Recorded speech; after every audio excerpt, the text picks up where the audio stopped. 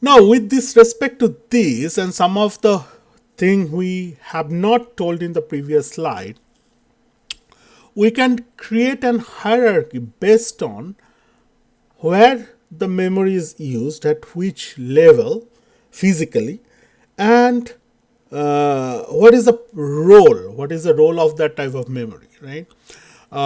Then we will classify them into in terms of their capacity, in terms of their access time, like how fast you can retrieve the data from it, cost per bit, like what is the dollar cost associated with that storage, and access frequency, how frequently we access those memory. So we can classify in four broad categories in this storage system. One is on chip storage, means the storage which reside inside the memory chip. So we have talked about this cache memory and all this stuff, and in regarding parallel system architecture. So they are like a type of on chip storage, and of course the register. Remember the register file. Register file is also a type of on chip storage. So in within the processor chip, we have some storages there. It must be one of them must be register file, and all modern processing system has a cache memory associated with that. So they are on chip storage. Now, on board storage is what we call a main memory. It is mostly your RAM, like your 8 GB RAM, 16 GB RAM. Mostly there is RAM, where you insert your memory slot card. As I explained, a small part of it is basically is in ROM, read-only memory, and nowadays it is programmable read-only memory with the flash technology, as a first initial part of your booting process. Okay, but mostly it's a main memory is RAM. Now, outboard storage, like which is like from outside you are integrating to your computing system, which is sitting on a motherboard. They are magnetic disk or solid state disk. This is your hard drive, what we are talking of. CD, DVD, Blu-ray devices, you connect it externally into your computing system. All the memory card, USB storage, those are all outboard storage. And offline storage, which you don't probably haven't come across yet in your life, is a magnetic tape. It's a offline storage. So what happens in industry? Nothing is purged. Nothing is, even if you do RM minus RF, you can actually recover at least like most content which has been done in recent like 1 hour or before, right? So there in industry there is a practice of backing up everything, like depending on the companies and IT department policies, it can be an backing up an hour, per hour, then per day, per week, per month, and forever, everything else. So what happens per hour and per day is stored as a part of the system's hard drive. Okay, in the hard disk, or industry doesn't use hard disk in that sense, it's a network storage always. So it stays within the network. Okay, this daily backup and hourly backup are stays within the network. It's always online, we can access it. It's mostly magnetic disk and solid state disk are being deployed for that purpose. Okay, then what happens each week, a weekly backup is taken for the 7 days of collecting 7 days of daily backup, and put it on the magnetic tape and store it safely. Okay, there are companies to do that. IT department has collaboration and legal contract with those type of companies. They are the backup company. They come to industry, they have a system, they supply blank tapes, and IT department basically continuously takes backs up on this magnetic tape, and each day's tape goes out as a storage. Iron Mountain, if you have seen any truck from the Iron Mountain has two purpose. Like one is the document shredding. All the sensitive document goes to their shredder. They have a very secure facility to do that, and also they store offline. They provide offline storage business, basically offline storage capability. Their business is the offline storage. So with companies, they supply blank tapes. IT departments store it on a daily basis. Weekly, they collect these tapes and store it somewhere. We don't know where. And they're on Iron Mountain facilities. And by the way, what I have read from somewhere, Iron Mountain's security is the topmost security in the world. Like it is possibly more than Pentagon. They have deployed totally updated security system so that no one can breach your information, get hold of the magnetic tape and retrieve your secret.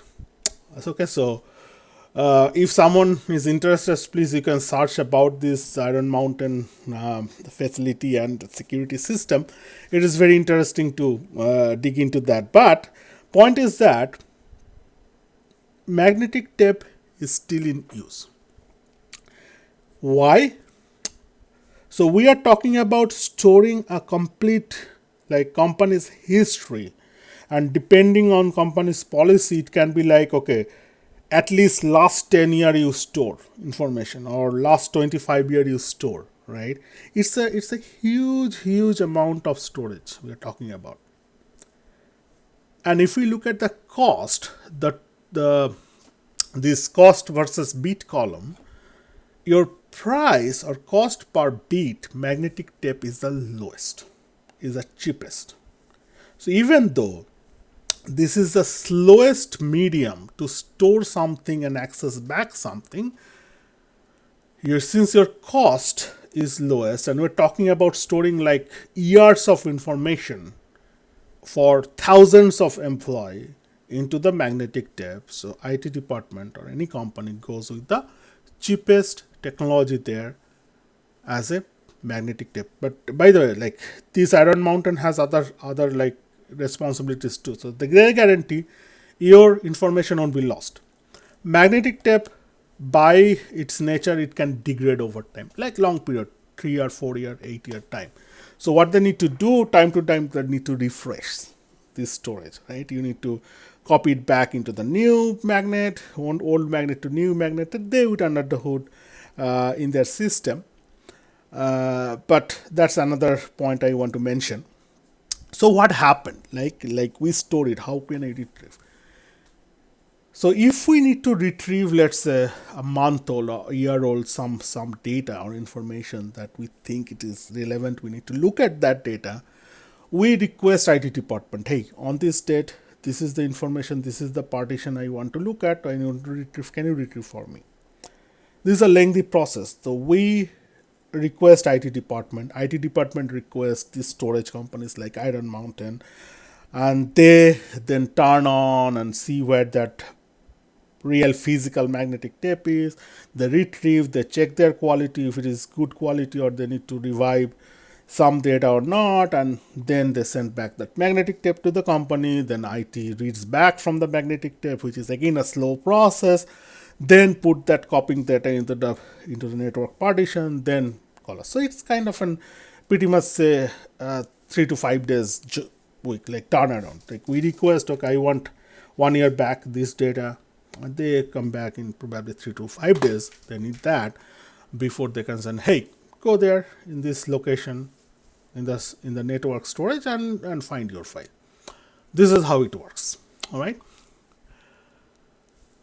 So these are all these hierarchies in the memories that goes into different part of the system, and they have their definite certain purpose.